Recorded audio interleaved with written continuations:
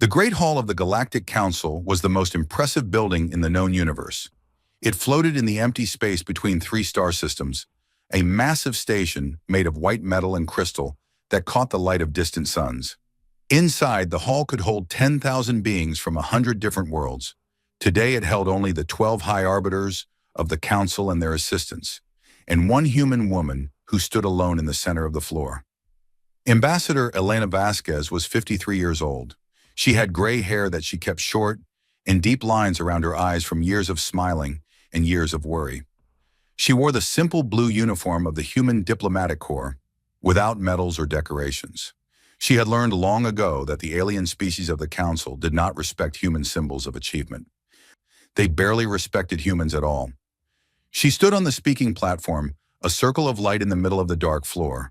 Above her, arranged in a half circle of elevated seats, the 12 high arbiters looked down at her.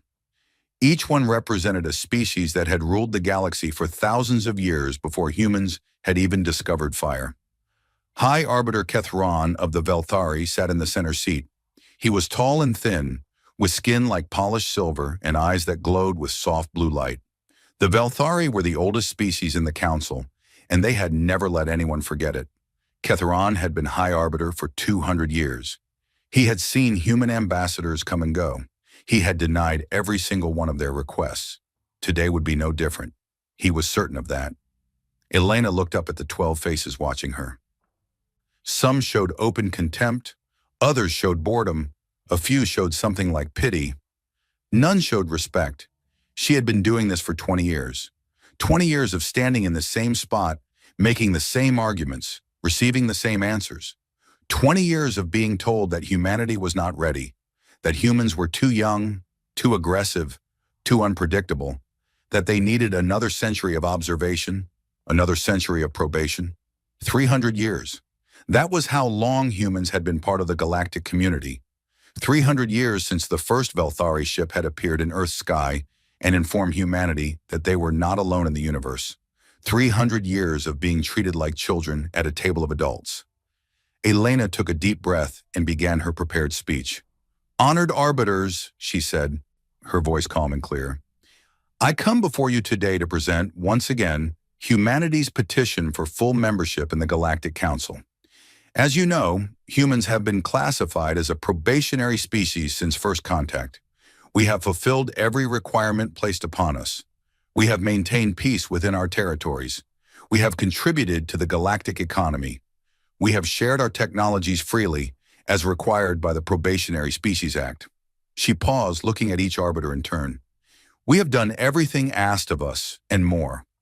Our medical research has eliminated 17 diseases that once plagued Council worlds. Our engineers designed the quantum relay network that allows instant communication across the galaxy. Our economists developed the stabilization protocols that prevent crashes in the galactic credit.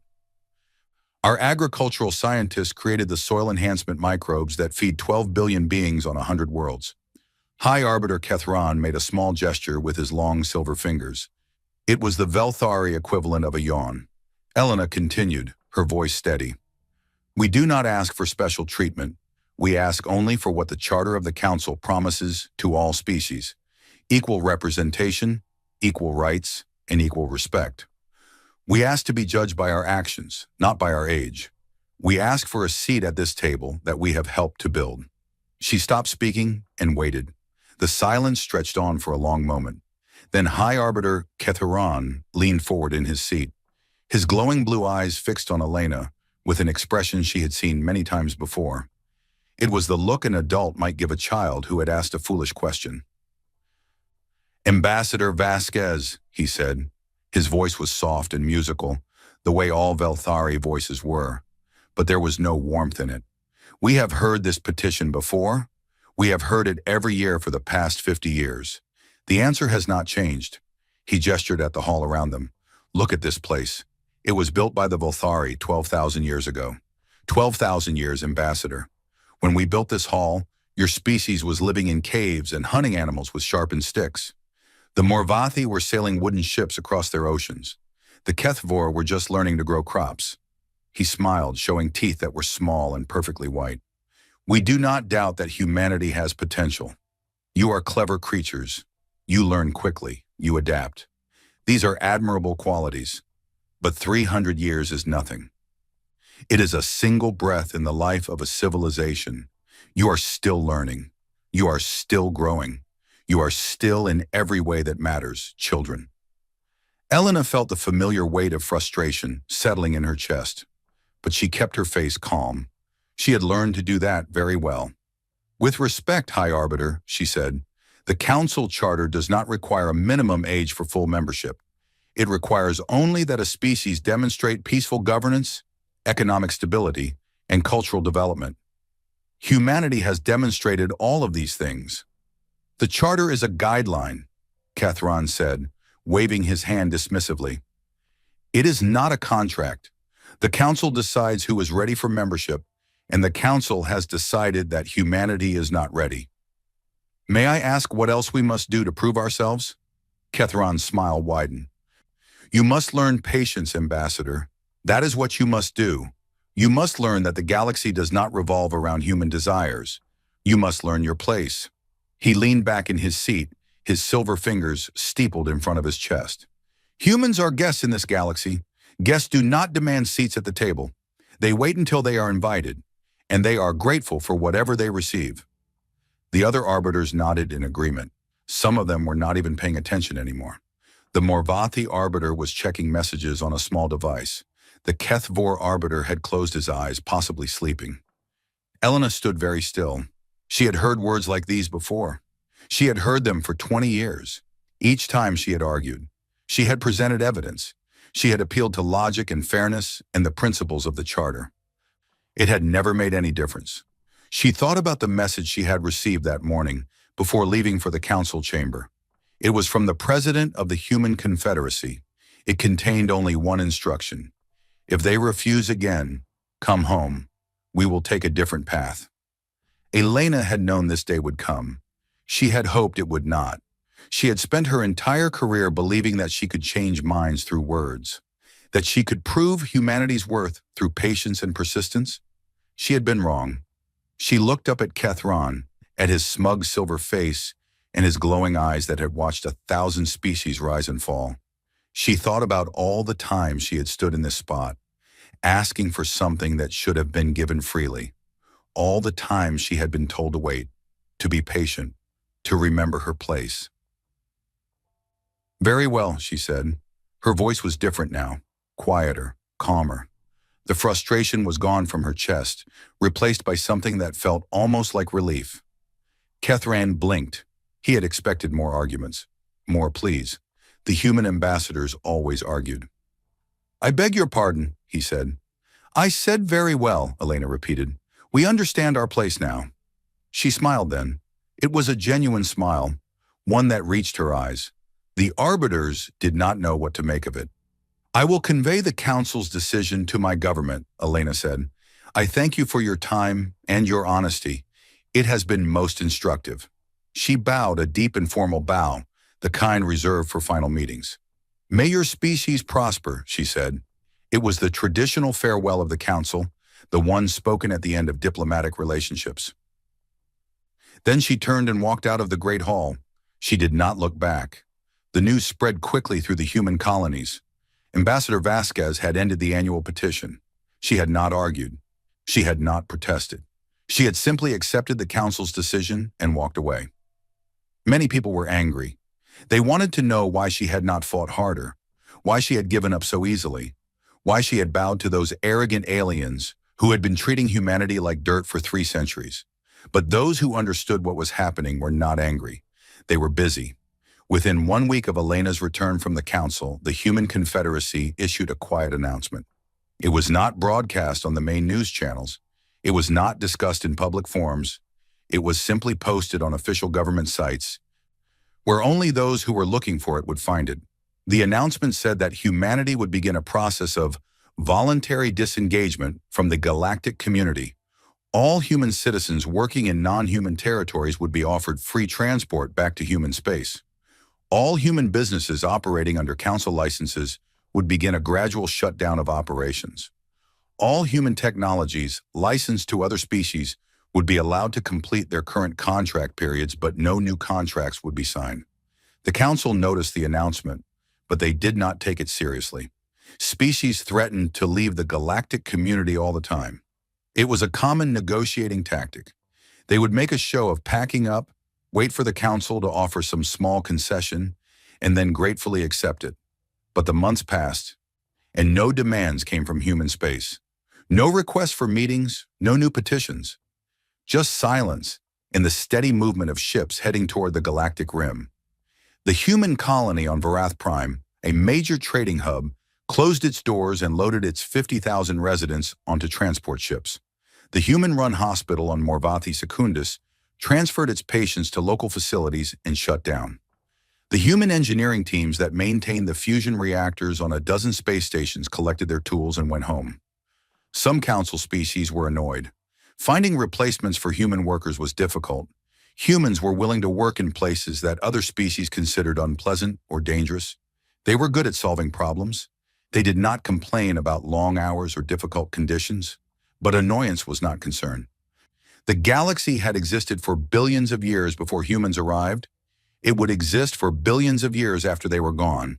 If the humans wanted to sulk in their corner of space, let them. There were plenty of other species to fill the gaps they left behind. High Arbiter Kethron heard about the human withdrawal during one of his daily briefings. He dismissed it with a wave of his silver hand. "Let them go," he said. "They will be back in a century, begging for another chance." Humans are like that. They cannot survive without the resources and trade that the Council provides. Their pride will fade when their economy begins to suffer. His advisors agreed with him. They had no reason to doubt his wisdom. He had been right about everything for 200 years. Elena Vasquez stood on the observation deck of the transport ship, carrying her back to human space. Through the window, she could see the stars of the galactic core, brilliant and thick, giving way to the thinner scattering of the rim. She was 65 years old now. The years of diplomacy had aged her more than they should have. But standing here, watching humanity's last ships leave Council space, she felt younger than she had in decades. A young aide approached her, a tablet in his hands. "Ambassador," he said, "I have the final numbers. All human citizens have been evacuated from Council territories. All business operations have been concluded. All contracts have been fulfilled or transferred." "And the technical teams?" Elena asked. "Gone. The last maintenance crews left their stations yesterday. Everything is in the hands of local operators now." Elena nodded slowly. "How long do you think it will take them to notice?" The aide thought about it. "The agricultural microbes will start degrading in about 6 months. The quantum relay network will need its first maintenance cycle in 8 months. The fusion reactors," he shrugged. "Some of them are already showing minor fluctuations. The local crews don't seem to understand the calibration procedures." "They never asked," Elena said quietly. "In 300 years, they never once asked how any of it worked. They just assumed it would always be there." She turned away from the window. "They called us guests," she said. "They were wrong. We were never guests. We were the people who kept the lights on, and the food growing, and the messages moving. We were the foundation they built their comfortable lives upon, and they never even noticed." The aide looked uncertain. "Do you think they will suffer?" Elena was quiet for a long moment. "I don't know," she said finally. "I hope not. Despite everything, I don't wish them harm. But I know this. They will learn something important.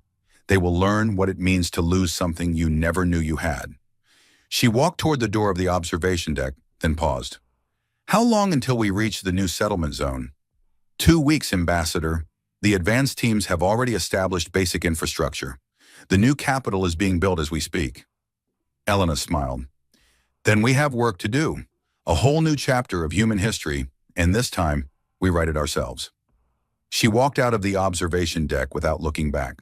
Behind her, the stars of the galactic core grew smaller and smaller until they were just another patch of light in the endless darkness of space.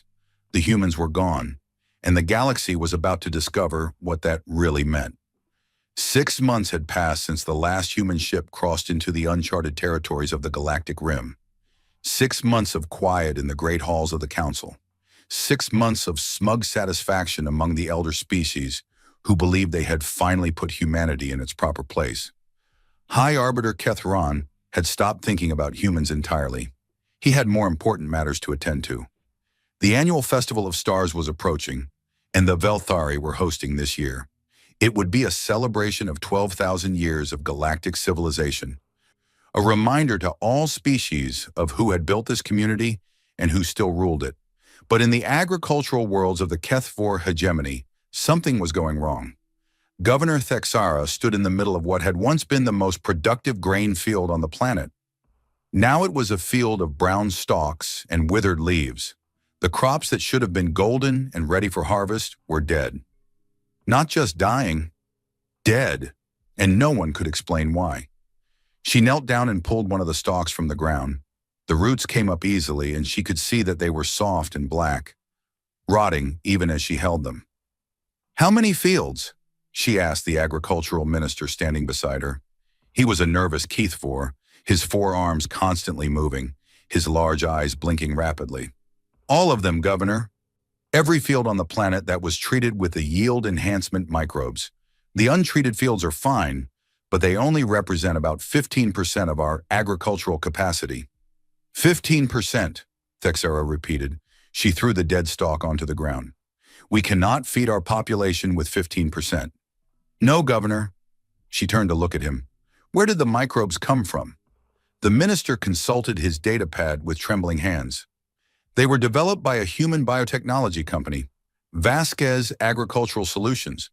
We licensed them 30 years ago. The microbes modified the soil composition to increase nutrient absorption by 300%. And now they have stopped working? Worse than that, Governor. They appear to be dying. And as they die, they are releasing compounds that poison the soil around them. Our scientists believe that within another 2 months, the affected fields will be completely unable to support any plant life at all." Thexara felt a cold weight settling in her stomach. "Contact the company. Have them send technicians to fix this." The minister's nervous movements stopped. He became very still. "Governor," he said quietly, "Vasquez Agricultural Solutions closed its operations in council space 8 months ago, along with all other human businesses. They have not responded to any communication since then. Then contact the human government directly. We have tried. The communication relays in the rim sectors are not responding. We cannot reach human space." Thexara stared at him. "That is impossible. The quantum relay network covers the entire galaxy." "It did, Governor, but something is wrong with the network. Messages to the rim sectors are not going through. Our engineers do not understand why." The governor looked out over the dead fields stretching to the horizon. 15%. 15% of their food production would have to feed a population that had grown accustomed to abundance. There would be rationing, there would be hunger, there would be unrest. And this was just one planet in the HFY hegemony. 2 weeks later, the Velthari High Council received a report that would never be made public. The quantum relay network, the backbone of galactic communication, was failing. Not everywhere at once, not in any obvious pattern, but nodes were dropping offline, one by one, across the galaxy. Messages that should have arrived instantly were taking hours. Some were not arriving at all. The network had been designed by humans. That fact had been largely forgotten. The Velthari had paid for it, had claimed credit for it, had accepted the praise of a grateful galaxy for this marvel of technology that allowed instant communication across millions of light years.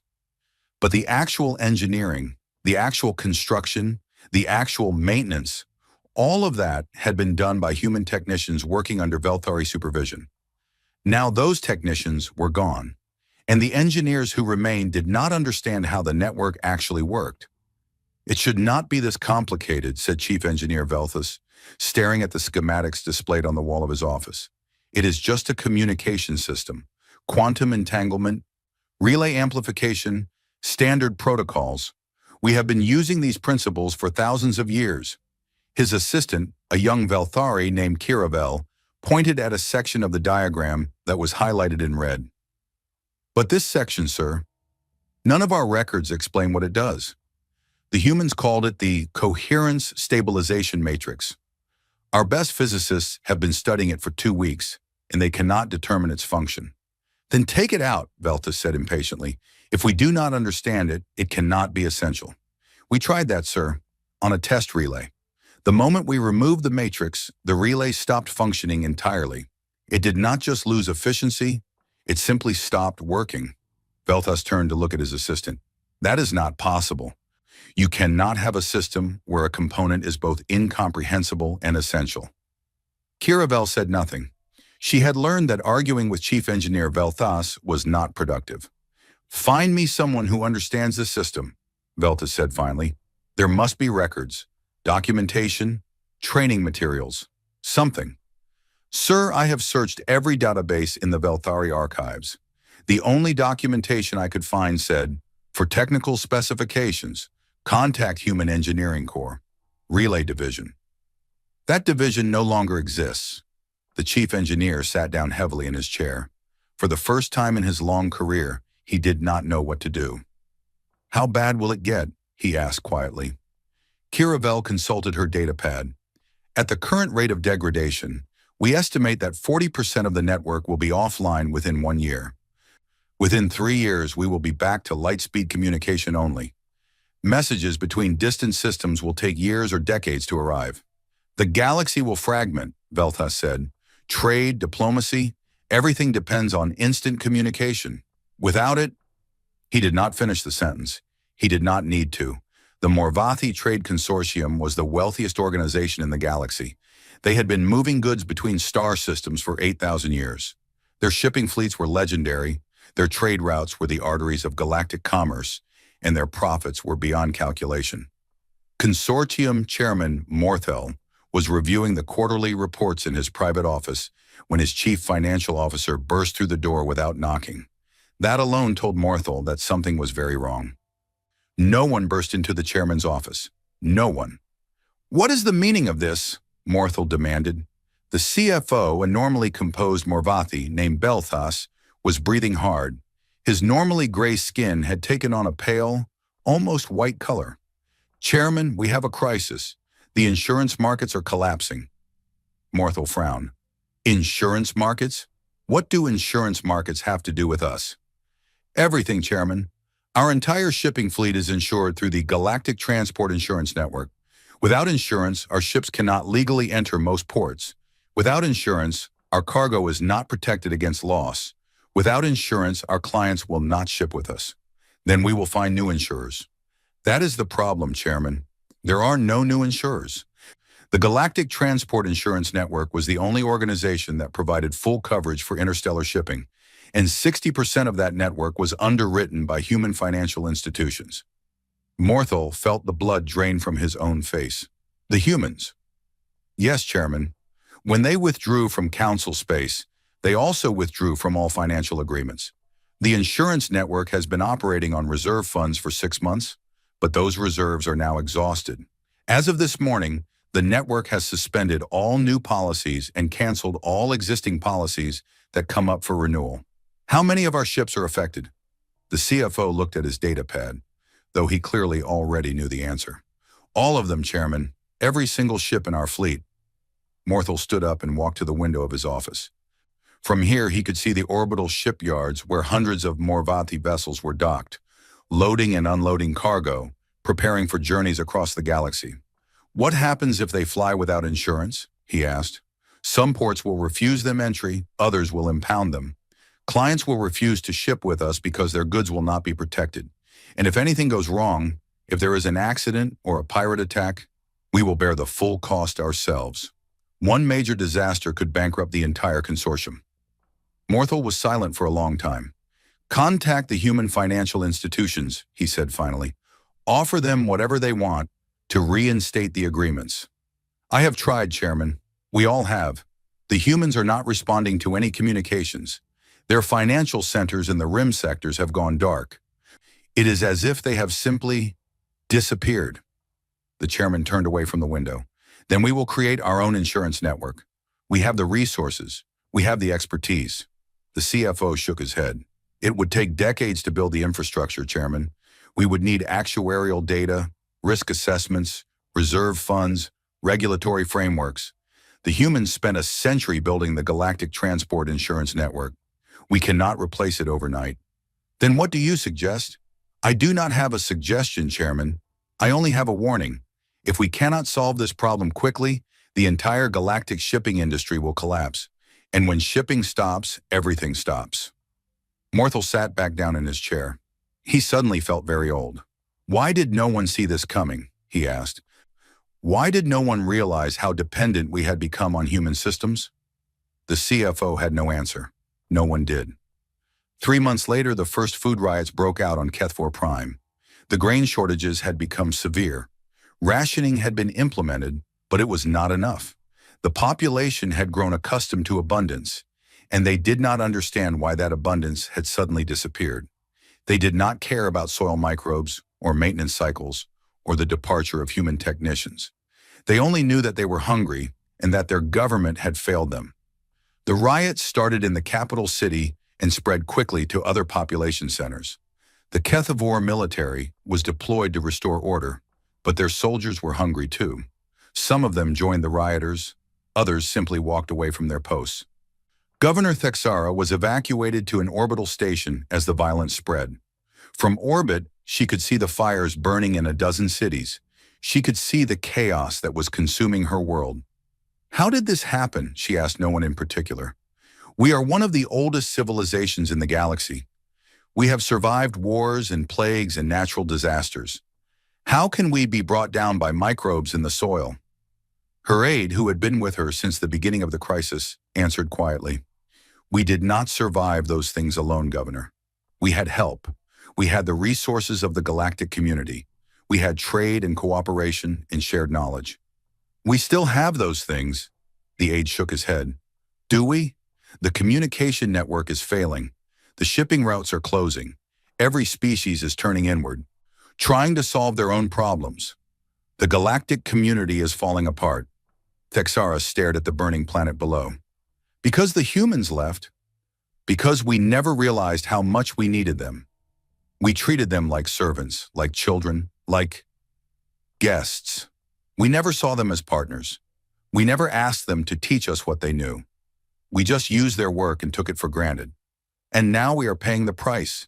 Yes, Governor, now we are paying the price. On a small station in Velthari space, far from the centers of power, a young communications technician named Saravan was working alone in the middle of the night. She had been trying to repair a failing quantum relay for weeks. She had read every manual, every technical document, every piece of information she could find, but nothing worked. The relay kept degrading, and she could not understand why. In desperation, she had begun searching through old archives, looking for anything that might help. And buried in a forgotten database, she had found something interesting. It was a video recording made 30 years ago. A human engineer was explaining the relay system to a group of Velthari trainees. The video was marked supplementary material, optional. Saravan watched it from beginning to end. Then she watched it again. And again. The human engineer was a woman with dark hair and a patient smile. She spoke simply, explaining complex concepts in ways that anyone could understand. She showed how the relay worked, not just what it did, but why it did it. She explained the coherence stabilization matrix that had baffled Velthari engineers for months. It's not complicated, the woman said in the video. It's just different from what you're used to. Human engineering tends to work with systems, not just components. Everything connects to everything else. You can't understand one part without understanding the whole. Saravan paused the video. She looked at the frozen image of the human woman, smiling at students who probably had not even been paying attention. Why did no one listen to you? She whispered. Why did no one learn? She knew the answer, of course. No one had listened because no one had thought they needed to. The Velthari were the oldest species in the galaxy. What could humans possibly teach them? Everything, it turned out. Humans could have taught them everything. Saravan turned back to her console. Using what she had learned from the video, she began to work on the relay again. And this time, for the first time in weeks, something started to make sense. It was a small victory. One relay, on one station, in the middle of nowhere. But it was a beginning. If only it had not come so late. High Arbiter Ketharon stood before the Galactic Council, his silver face betraying nothing of the turmoil in his mind. The reports had been coming in for months now. Crop failures, communication blackouts, shipping disruptions. Economic instability. Every species was struggling, and they were all looking to the Council for answers. But the Council had no answers. "We must find the humans," said Arbiter Vecthos of the Morvathi. "We must bring them back."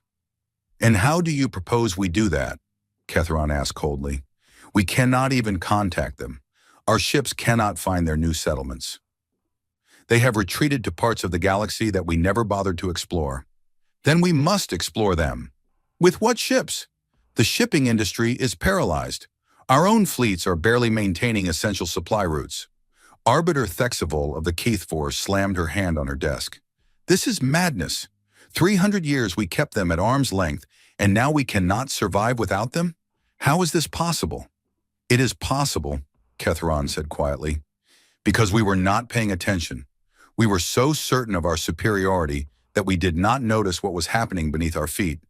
The humans were building the foundations of our civilization, and we never even looked down." The chamber fell silent. "What do we do now?" someone asked. Kethron had no answer. For the first time in his 200 years as High Arbiter, he had no answer at all. The galaxy was falling apart, and the humans, the quiet, patient, stubborn humans, were nowhere to be found. They had walked away just as they had said they would, and now everyone else was learning what it meant to be alone. High Arbiter Kethron refused to hold a press conference. He refused to address the public. He refused to acknowledge in any official capacity that anything was wrong. The Velthari had ruled the galaxy for 12,000 years. They would not admit weakness now, not to the other species, not to their own people, not to anyone. Behind the closed doors of the council chamber, however, the panic was impossible to hide. "We must find them," Kethron said, his voice tight with frustration. "We must send envoys to human space and demand the return of shared galactic resources." "What shared resources?" asked Arbiter Morthal of the Morvathi. "Everything the humans built, they built with their own hands and their own minds. We merely licensed the results. We never owned any of it." "Then we will demand that they honor their contracts." "They did honor their contracts, every single one. They completed all obligations and then chose not to renew. That is their right under galactic law." Kethron slammed his fist on the table. It was an uncharacteristic display of emotion for a Velthari, and it shocked the other arbiters into silence. "I will not accept this," he said.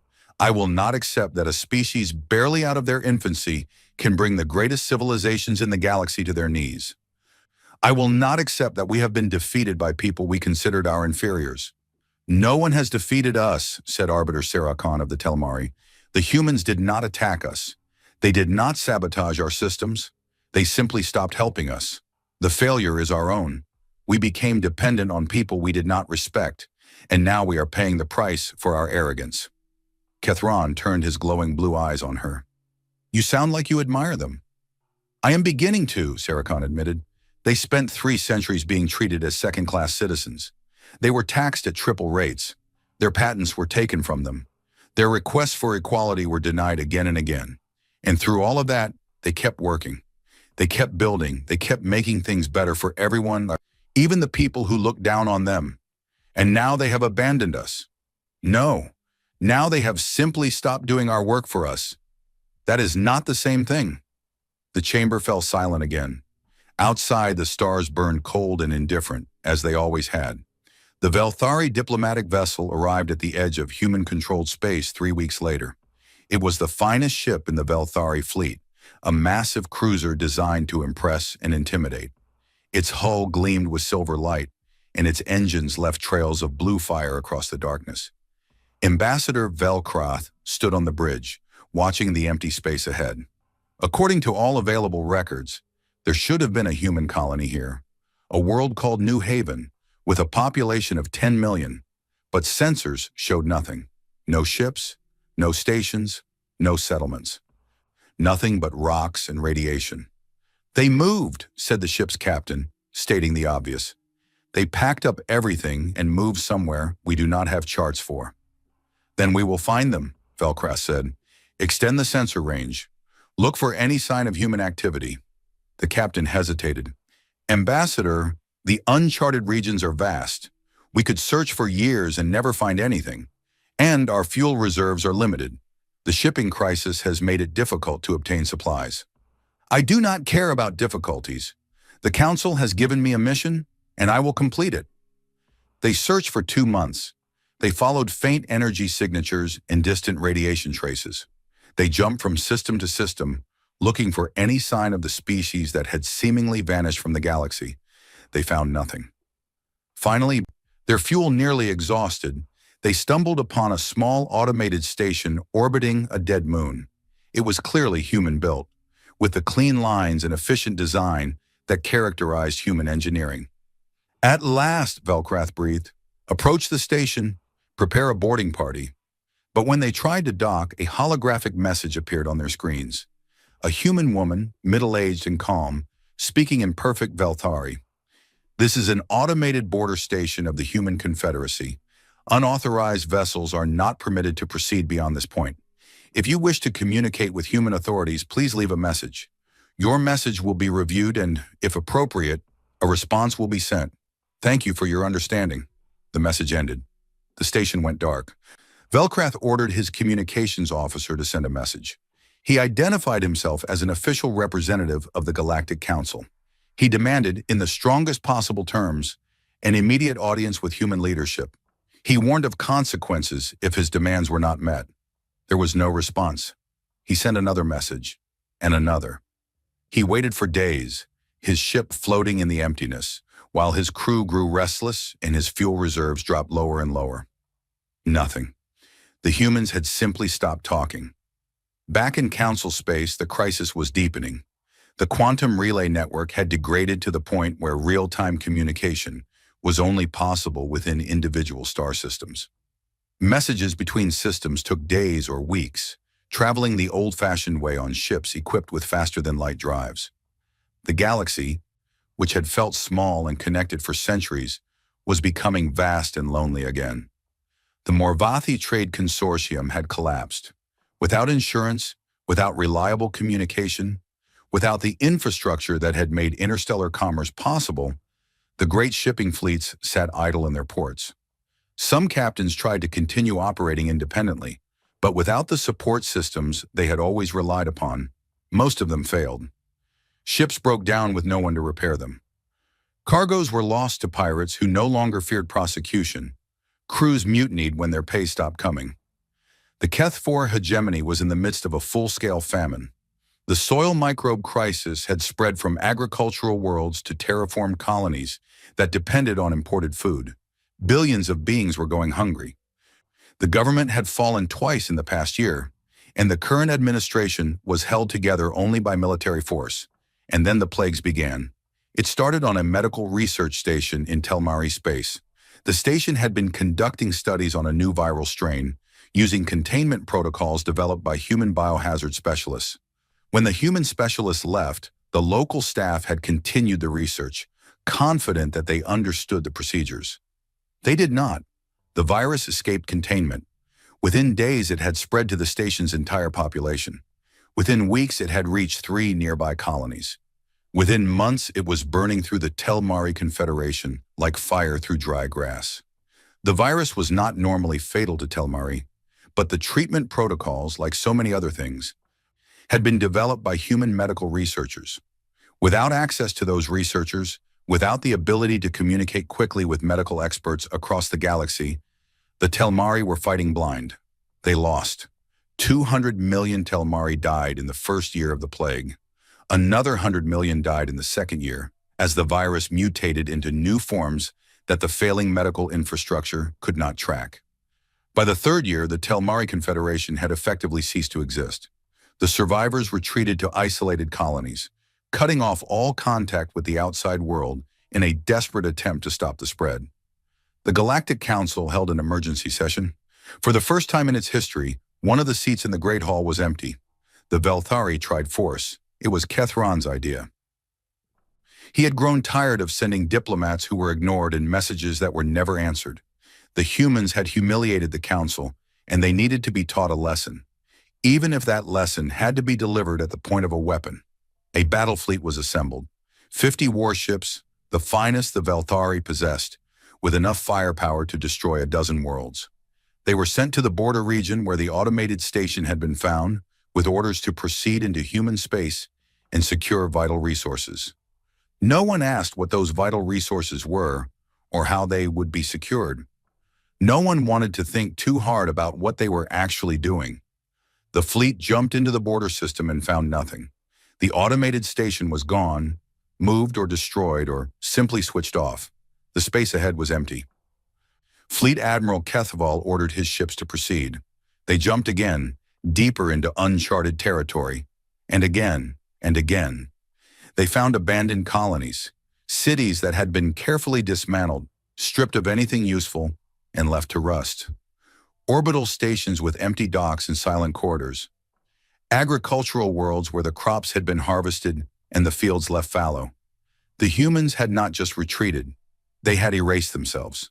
Every trace of their presence, every sign of their civilization, had been methodically removed. "They knew we would come," said the admiral's second-in-command, standing on the bridge of the flagship as they surveyed yet another empty world. "They knew we would try to take what they had built, so they took it with them." "That is impossible," Admiral HFY said.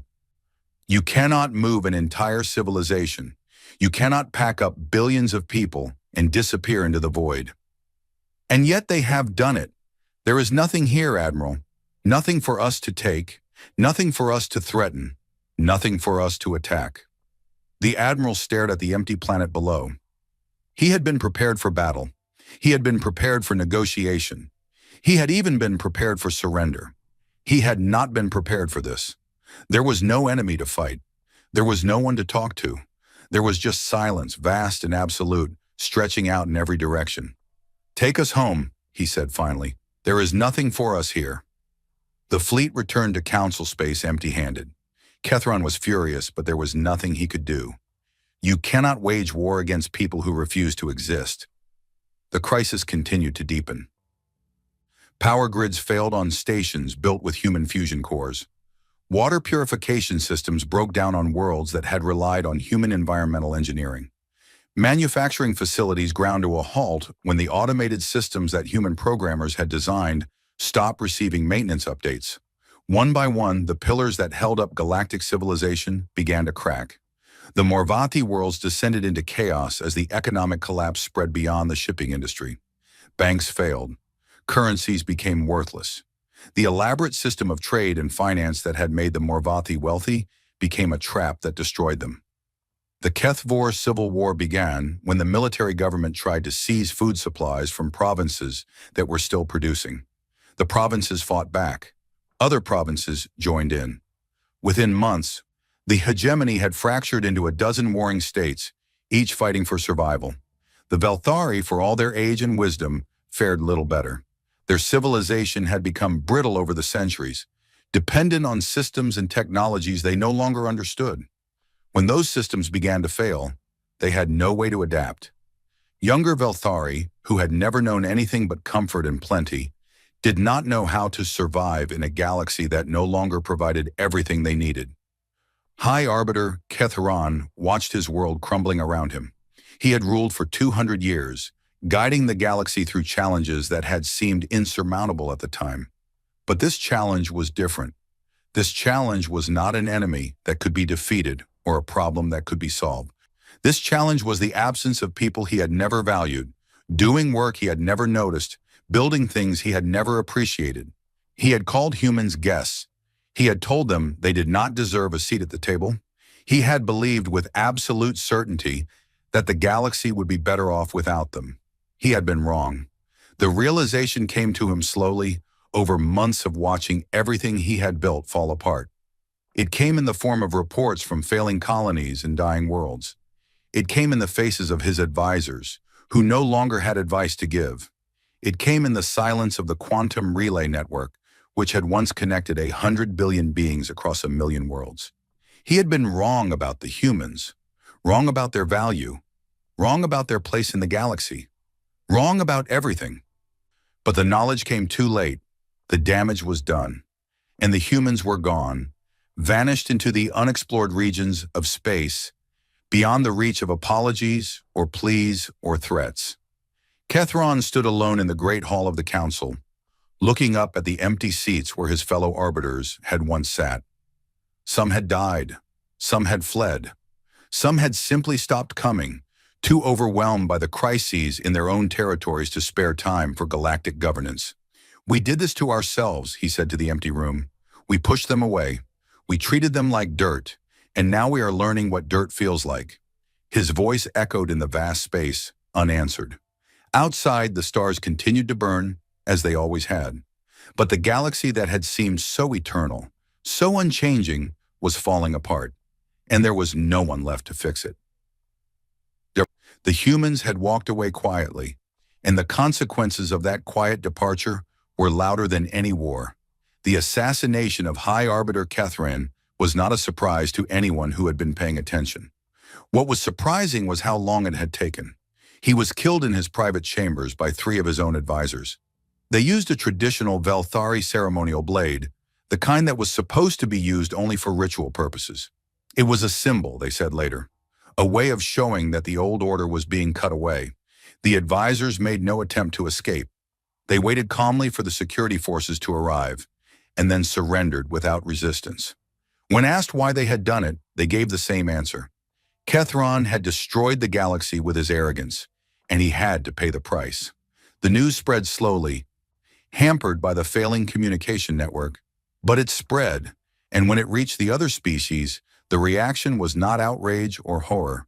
It was quiet acknowledgement. "Yes," they said, "he deserved it. He brought this upon all of us." The Galactic Council did not survive Kethran's death. It had been dying for years, ever since the humans left. But his assassination was the final blow. The remaining arbiters could not agree on a successor. They could not agree on anything. Each one blamed the others for the catastrophe that had befallen their worlds. The last official meeting of the council ended in a shouting match. Arbiter Morthal of the Morvathi accused the Velthari of using their position to enrich themselves at the expense of other species. The Velthari representative, a young diplomat who had replaced Kethran, accused the Morvathi of collapsing the galactic economy through incompetent management. The Kethvor representative did not speak at all. He simply stood up, walked out of the chamber, and never returned. The Great Hall, which had witnessed 12,000 years of galactic history, fell silent. The lights dimmed as power was diverted to more essential systems. The crystal walls, which had once glittered with the light of 3 suns, grew dark and cold. An era had ended. On a small, rocky moon at the edge of what had once been Morvathi space, a ship landed. It was not a warship or a cargo hauler or a diplomatic cruiser. It was a simple transport vessel, barely large enough to hold 12 passengers and their supplies. The moon had no official name. It was just a number in a catalog, one of millions of barren rocks that no one had ever bothered to claim. But someone had built something here, a small structure, half buried in the gray dust, with lights that glowed faintly through tiny windows. A Morvathi stepped out of the transport ship. Her name was Velzara, and she had once been a junior trade negotiator for the consortium. Now she was simply a survivor, one of millions who had fled the chaos of the core worlds seeking something, anything that might offer hope. She had heard a rumor, a story passed from ship to ship in the refugee camps and abandoned stations, a story about a place where humans still lived, where the lights still worked and the food still grew and the old system still functioned. Most people dismissed it as a fantasy, a dream for desperate people who had nothing left to believe in. But Velzara had spent months tracking the rumor to its source, following fragments of information through the wreckage of civilization, and now she was here. She walked toward the structure, her feet crunching on the dusty ground. As she approached, a door opened, and a figure stepped out to meet her. It was a human, a woman perhaps 40 years old, with brown hair and eyes that looked tired, but kind. She wore simple clothing and carried no weapons. She looked at Velzara without surprise, as if she had been expecting her. "You are far from home," the woman said in accented Morvathi. "I have no home," Velzara replied. "None of us do. Not anymore." The woman nodded slowly. "I know. We have been watching. We have seen what is happening in council space. Then you know why I am here. I am looking for help. My people are dying. Our worlds are falling apart. We have nowhere else to turn." "You could turn to each other," to the other species who are suffering as you are. Velsera laughed, but there was no humor in it. We have tried. We are too busy blaming each other, too busy fighting over the scraps of what remains. We do not know how to work together. We never did. We always relied on... She stopped, unable to finish the sentence. On us, the woman said quietly. You relied on us to do the hard work, to solve the problems, to keep everything running while you took the credit. Yes. Velsara's voice was barely a whisper.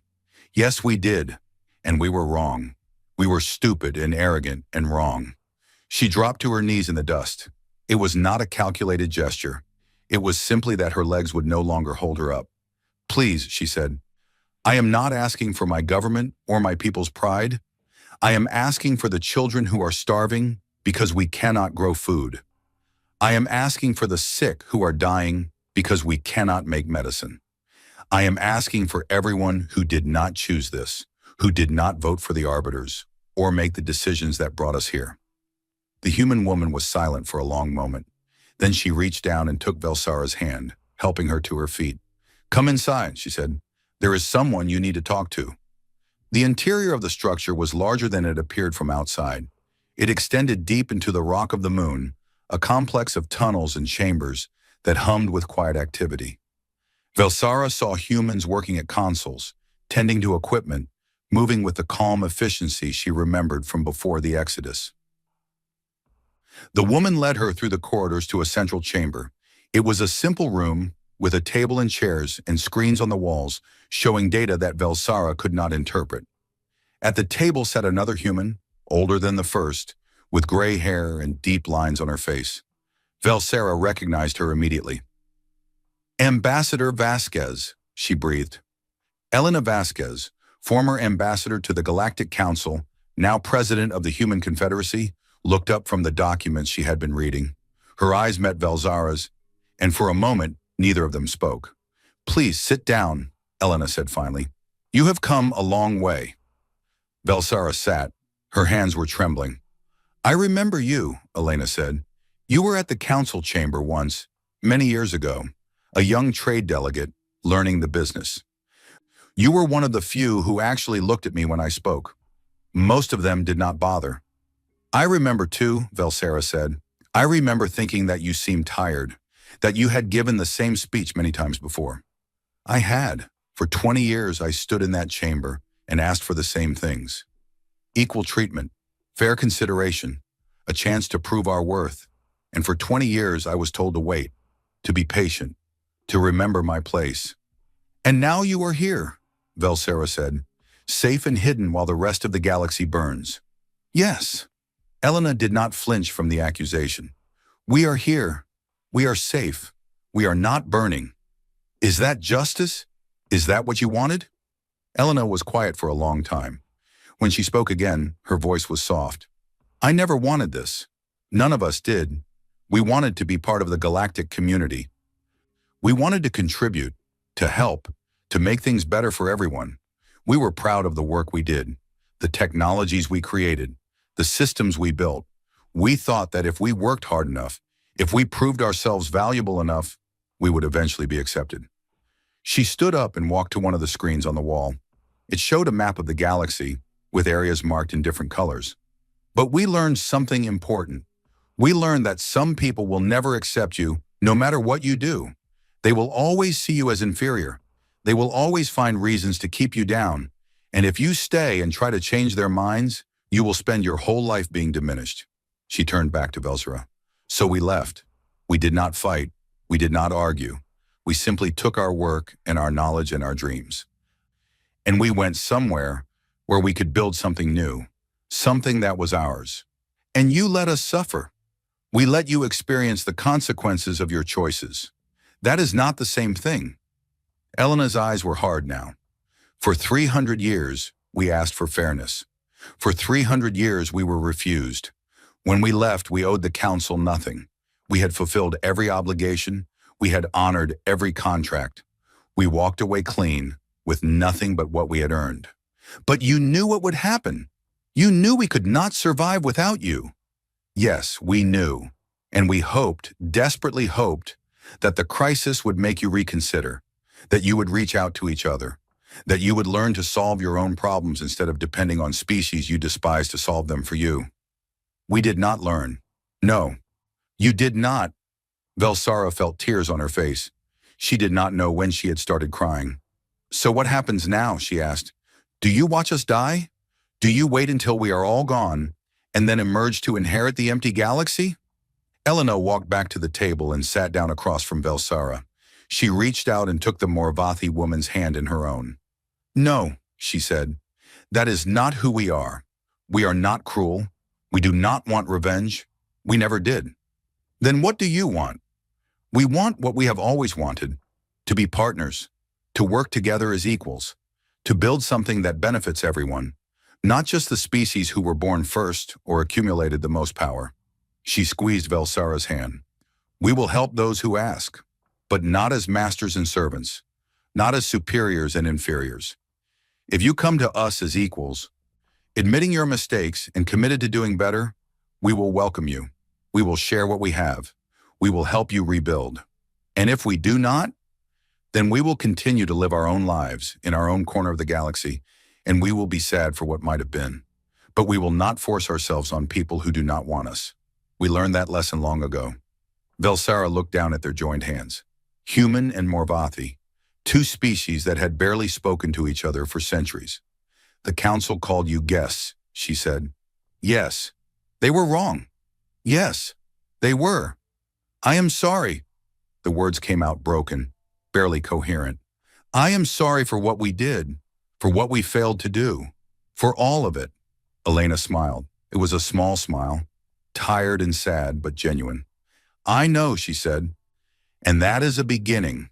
Velsara returned to what remained of Morvathi's space with a message. It was not a demand or a threat or a promise of salvation. It was simply an invitation. Any species that wished to join the new compact could do so. The terms were simple: full partnership, mutual respect, shared governance, no hierarchy, no probationary status, no distinction between old species and young ones. The Morvathi were the first to accept. They had lost everything: their wealth, their pride, their place in the galaxy. They had nothing left to lose by admitting they had been wrong. Others followed, the Telmari survivors, emerging from their isolation, the smaller species who had always been overshadowed by the elder races. Even some of the Keth-4 factions, desperate for stability in the midst of their civil war.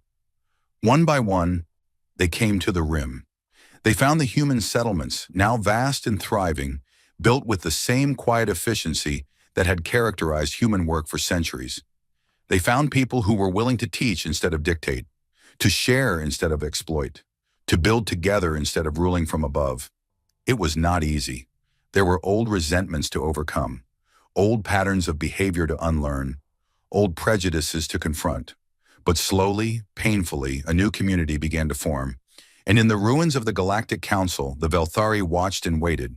They were still proud, still convinced of their own superiority, still unable to believe that the galaxy they had ruled for 12,000 years was truly gone. But the galaxy did not care what they believed. The galaxy was moving on without them. 20 years had passed since the fall of the Galactic Council. The Great Hall still stood, floating in the space between three star systems, but it was no longer a seat of power. The silver walls had been cleaned and restored, the crystal towers repaired, the lighting systems replaced with modern human-designed technology that actually worked reliably. But it was no longer called the Council Chamber. It was a museum now. Visitors came from across the galaxy to walk through the vast space where 12 species had once ruled over 100 others. They looked at the elevated seats where the arbiters had sat in judgment. They read the plaques that explained the history of the building and the civilization it represented. They stood in the center of the floor, in the circle of light where countless ambassadors had stood and begged for recognition. And then they went home to worlds that were changing in ways the old council could never have imagined. The cooperative assembly met in a different building now. It was smaller than the old council chamber and less impressive. There were no crystal towers or silver walls, just a simple circular room with a round table in the middle, large enough for representatives of all the member species to sit together at the same level. No elevated seats, no hierarchy, no species looking down on any other. President Elena Vasquez, now in her 80s, still attended the assembly sessions. Her hair had gone completely white, and she walked with a cane, but her eyes were as sharp as ever. She sat at the round table next to the Morvati representative, who happened to be Velsara, the same woman who had come to that small outpost on a barren moon 20 years ago. Today was a special session. The assembly was receiving a petition from a species that had never petitioned before, the Velthari. For 20 years, the Velthari had refused to join the new compact. They had retreated to their core worlds, sealed their borders, and tried to rebuild their civilization on their own. They had told themselves that they did not need help from inferior species, that their 12,000 years of history had given them the knowledge and resources to survive anything. They had been wrong. Their population had declined by 60%. Their technology had degraded to the point where they could barely maintain basic life support on their remaining colonies. Their society had fragmented into competing factions, each claiming to represent the true legacy of Velthari civilization, and now finally they had come to ask for help. The Velthari representative stood at the edge of the round table. He was young by Velthari standards, barely 300 years old. His silver skin was dull, lacking the healthy sheen that Velthari were supposed to have. His glowing blue eyes were dim. He looked like what he was, the remnant of a dying civilization. His name was Kethval. He was the great-grandson of High Arbiter Kethron. "Members of the Cooperative Assembly," he said, his voice formal and careful, "I come before you today on behalf of the Velthari people. I come with a request that my ancestors would have found impossible to imagine. I come to ask for your help." The chamber was silent. Representatives from dozens of species watched the Velthari man with expressions ranging from curiosity to hostility to pity. "For 12,000 years, the Velthari believed that we were the masters of this galaxy," Kethval continued. "We built the council. We made the laws. We decided who was worthy and who was not. We looked at the other species around us and saw children, inferiors, beings who needed our guidance and supervision." He paused, his dim eyes moving around the room. "We believed that strength came from dominion, from control, from the power to decide the fates of others. We believed that because we were the oldest, we were the wisest. Because we had survived the longest, we deserved to rule. We were fools." The word hung in the air. Several representatives shifted in their seats, but no one spoke. 20 years ago, when the humans left, we thought it was a victory. We thought we had finally put them in their place. We did not understand that they had been holding our civilization together. We did not understand that the things we took for granted, the systems we depended upon, the technologies we used every day, had been built and maintained by people we considered our inferiors. And when they left, everything fell apart. Kethval's voice cracked slightly, but he pressed on. "I will not describe in detail what has happened to my people. You know the stories. You know about the famines and the plagues and the civil wars. You know about the billions who have died because we were too proud to ask for help. You know about the children who will never be born because my species is dying." He looked directly at Elena Vasquez. "My great-grandfather stood in the old council chamber and told your ambassador that humans were guests, that guests do not demand seats at the table, that you needed to learn your place. He was wrong. He was catastrophically, unforgivably wrong, and my people have paid for his arrogance with our future." He bowed his head. "I am not here to demand anything. I am not here to remind you of past agreements or invoke old treaties. I am here to ask, as humbly as I know how, for the chance to join your community. To learn what we should have learned centuries ago. To become partners instead of rulers."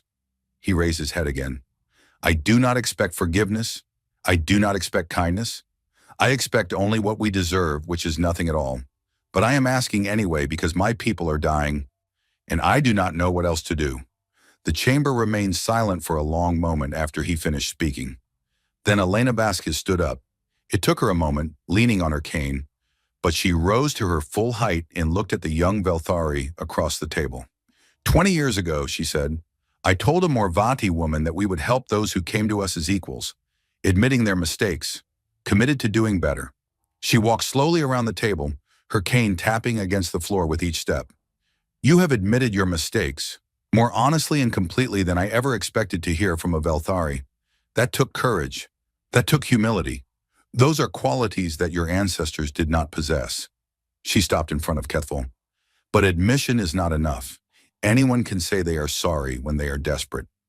The question is whether you truly understand what went wrong. Not just what happened, but why it happened. Not just that you made mistakes, but what those mistakes were. Kethvil met her eyes. We believed ourselves the masters of this galaxy. We believed that strength came from dominion. And we were wrong. He paused, searching for words. Strength does not come from standing above others. It comes from standing beside them. It comes from the bonds you build with people who are different from you. It comes from the willingness to give without expecting to receive. Humanity taught us that, not through conquest, not through war, simply by leaving, by showing us what it was like to live without the people we had treated as less than ourselves. Elena nodded slowly. You are beginning to understand, she said. That is good. But understanding is only the first step. The real work comes after. The work of changing how you think, how you act, how you treat the beings around you. Are you willing to do that work? Yes. Even when it is hard. Even when your instincts tell you that you are superior, that you know better, that you deserve more? Yes. Even when other species do not trust you? When they remember what your ancestors did and judge you by their actions? Kethvil's voice was steady. Yes, we will earn their trust. However long it takes, whatever it requires, we will do the work. Elena studied his face for a long moment. Then she smiled. It was a warm smile, one that reached her tired eyes.